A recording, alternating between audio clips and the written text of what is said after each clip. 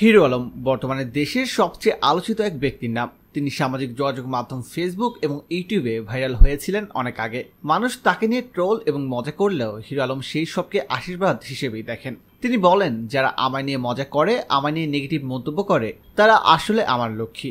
তারা আমায় নিয়ে ট্রোল এবং সমালোচনা করে বলেই আজ আমি এই পর্যন্ত আসতে পেরেছি। মানুষ হিরো আলমকে নিয়ে অনেক আলোচনা এবং সমালোচনা করলেও তিনি কারো কথাতেই পাত্তা দিচ্ছেন না। নিজের ইচ্ছে এবং পছন্দ মতো প্রতিনিয়ত তিনি বিভিন্ন ভিডিওতে অভিনয় করে যাচ্ছেন। বাংলাদেশের পাশাপাশি বিশ্বের যেসব দেশে বাংলা ভাষাভাষীর মানুষ রয়েছে, সবখানেই ভাইরাল হিরো আলম। কেউ হিরো আলমকে পছন্দ করেন, আবার কেউ কেউ তাকে অপছন্দ করেন, কিন্তু হিরো আলম কারোর সমালোচনাকেই পাত্তা দেন না। তিনি তার নিজের মতো এগিয়ে যাচ্ছেন। অনেকেই জানেন, কয়েক মাস আগে হিরো আলম একটি হিন্দি সিনেমায় অভিনয় করার জন্য চুক্তিবদ্ধ হয়েছেন, কিন্তু সেই সিনেমায় তিনি কার সঙ্গে অভিনয় করবেন এ বিষয়ে কিছু জাননি তিনি।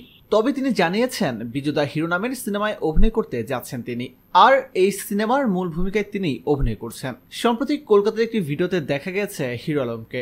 সেই ভিডিওতে তাকে প্রশ্ন করা হয়, আপনি হিন্দি সিনেমার কোন নায়িকার সঙ্গে কাজ করতে চান?